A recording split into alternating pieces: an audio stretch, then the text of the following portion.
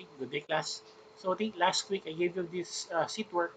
The question was, Combi Architectural Firm did a site selection analysis for AXA Corporation.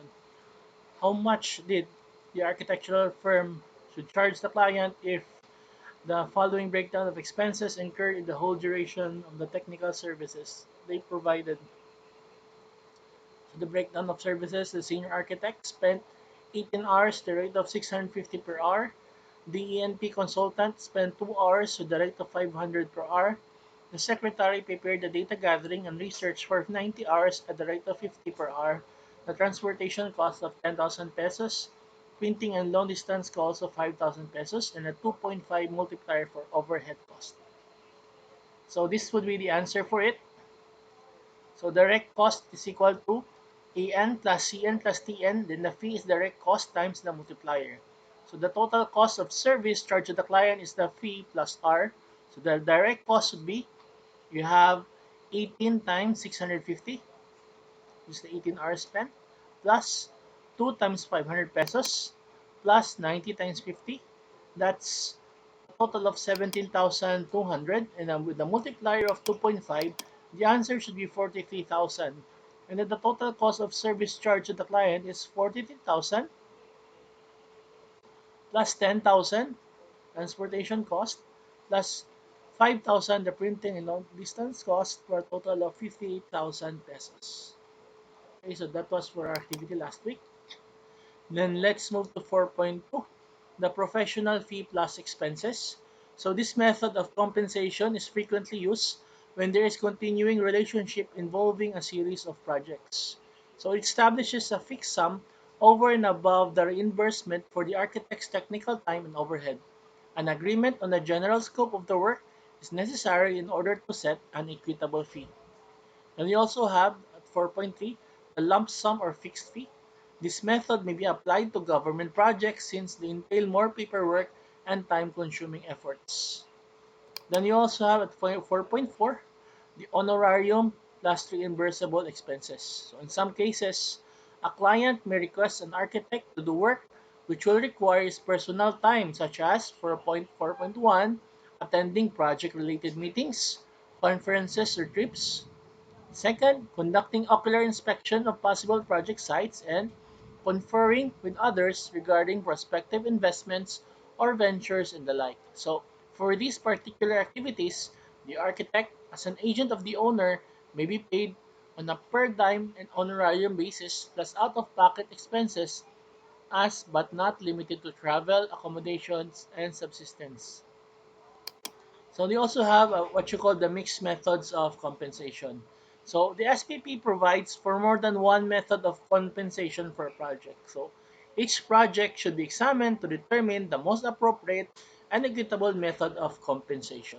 So that's it for this our lecture, guys, for SPP 201, Standards of Professional Practice on Pre-Design Services. Let's move to the next.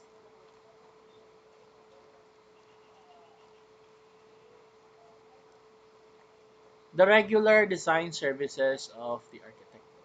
So this has two intended learning outcomes. The first is to discuss the services of an architect under the design services. Number two, discuss and elaborate the responsibilities and fees under design services. So where does this document apply? So while these implementing rules and regulations specifically refer to the individual professional practice of the architect as a natural person, the same may also apply to the architect's group practice or as part of a juridical entity as a DTI registered sole proprietorship or a SEC registered partnership or corporation, subject to full compliances with Section 37 of Republic Act 9266 and its implementing rules and regulations and derivative regulations, including resolutions of the board and the commissioner. So let's look at its applicability on foreign architects. So foreign architects offering services under the service are subject to full compliance with Section 38 of RA 9266 and its implementing rules and regulations. So including resolutions of the board, which calls for a local counterpart architect for any foreign architect, and other periodic issuances of the board and the commission, as well as procedures, requirements of the Department of Labor and Employment and the Bureau of Immigration and Deportation governing such foreign architects. Therefore, a foreign architect practicing architecture in the Philippines for projects on Philippine soil must first secure a temporary special permit or a TSP and a work permit from the Department of Labor and Employment, and must work in collaboration with a local counterpart architect who is registered and licensed architect under the Philippine law. Okay? Then business process outsourcing and knowledge process outsourcing firms which have DTI or SEC registered in the Philippines to provide services for overseas clients are not authorized to provide architectural services for projects located on Philippine soil unless they are PRC registered architectural firms satisfying Section 37 of RA 9266 and its implementing rules and regulations and its derivative regulations, including resolutions of the board and other periodic issuances of the board and the commission. The architect's outputs described and listed under this SPP may be expanded or increased depending on the requirements of the project or the architect's experience, capabilities, and specialization. Then you have here the regular design services of the architect. So in regular practice, the architect acts as the owner's, client's, proponent's advisor and or representative. So he translates the owner's needs and requirements to spaces and forms in the best manner of professional service. Then the architect's work starts at the inception of the project when the owner outlines his requirements to the architect.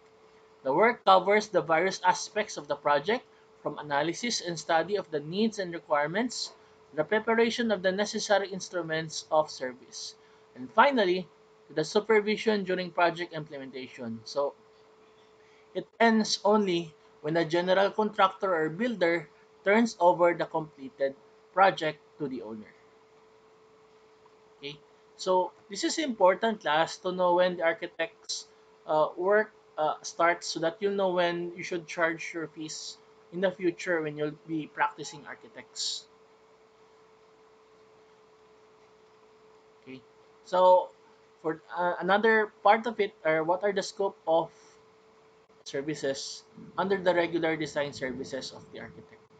So this phase involves the definition of the requirements of the project by the owner, the project definition phase. So the architect in turns informs the owner of the technical requirements of the project and the concomitant professional fees. So in this phase, the architect, one, consults with the owner to ascertain the conceptual framework and related requirements of the project and confirms such requirements with him, gathers relevant information and data leading to the definition of the requirements of the project, including the scope of the architect's services, reviews and refines the owner's space requirements, and translates them into an architectural program, then prepares an initial statement of probable construction cost. Then you also have here the schematic design phase. So this phase consists of the preparation of schematic design studies derived from the project definition phase, leading to the conceptual plans. So here, the architect evaluates the owner's program, schedule, budget, project site, and proposes methods of project deliveries, prepares the initial line drawings representing design studies leading to a recommended solution, including a general description of the project for approval by the owner, then submits to the owner a statement of the probable project construction cost based on current cost parameters. Let's move to the design development phase here. So based on approved schematics and conceptual plans, the architect prepares 1. The design development documents consisting of plans, elevation, sections, and other drawings. 2.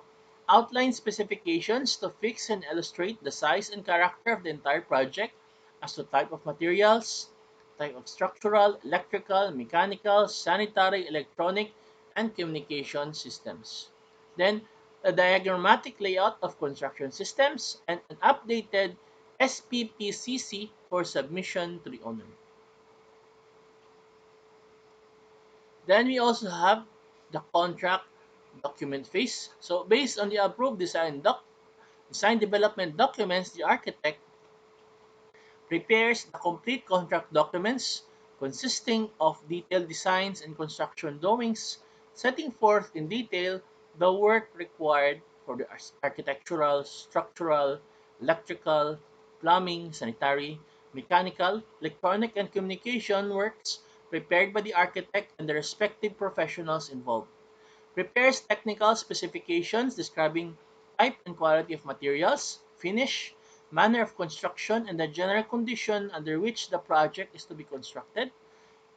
Submits to the owner 7 sets of all construction drawings and technical specifications for purposes of obtaining a building permit.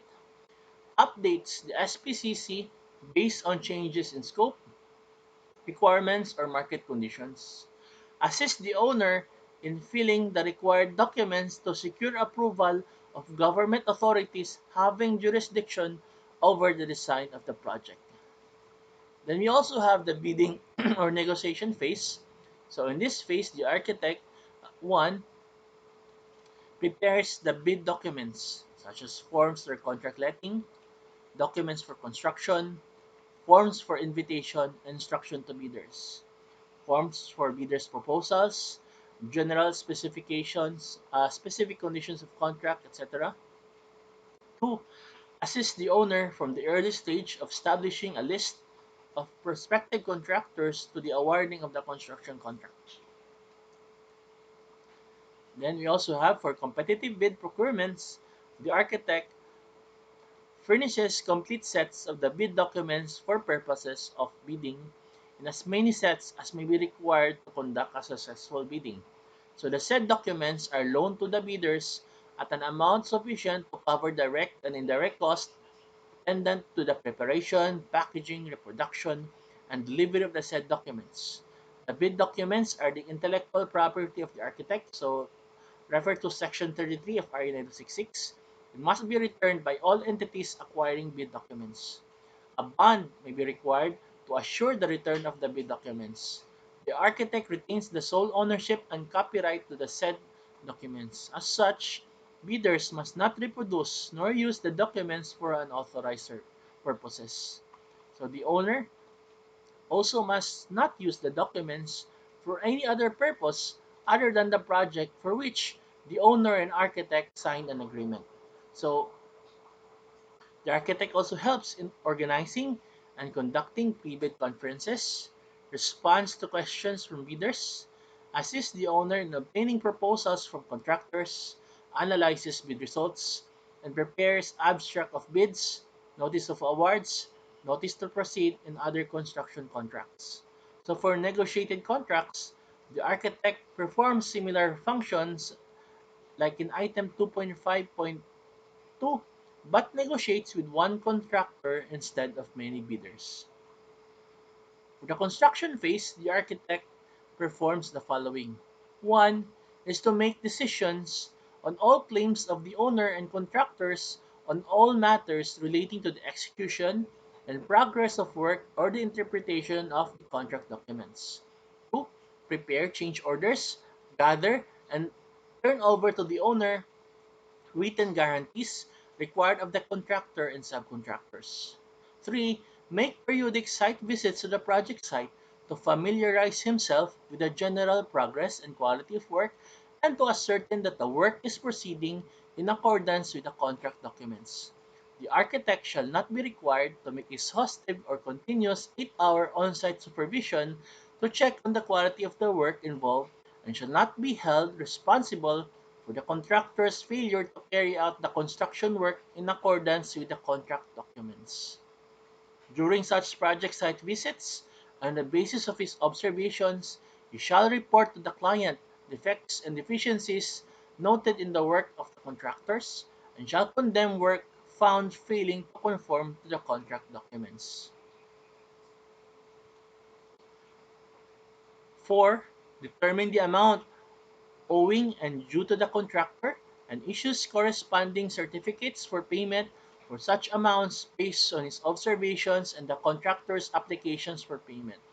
These certificates will constitute a certification to the client that the work has progressed to the state indicated and that, to his best knowledge, the quality of work performed by the contractor is in accordance with the contract documents. The architect shall conduct the necessary inspection to determine the date of substantial and final completion and issue the final certificate of payment to the contractor.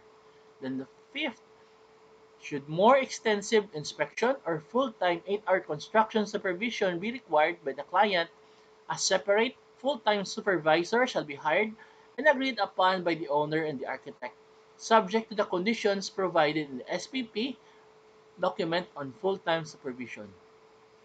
When the architect is required by the owner to do the full-time supervision, his services and fees shall be covered separately in conformance with applicable and appropriate SPP documents. So class, if you'll if you'll be an architect and you'll be hired for full-time supervision, so it will be under a separate contract under a separate payment system, okay, for the professional service. So I think that should cover for our lecture this week. Next week, let's discuss of the manner providing services up to project classifications. So I'll be uploading our activity for this week on our Padlet link. So I hope that you learned something for our lecture this week. If you have further questions or clarifications, feel free to send an email. Okay, so see you next meeting.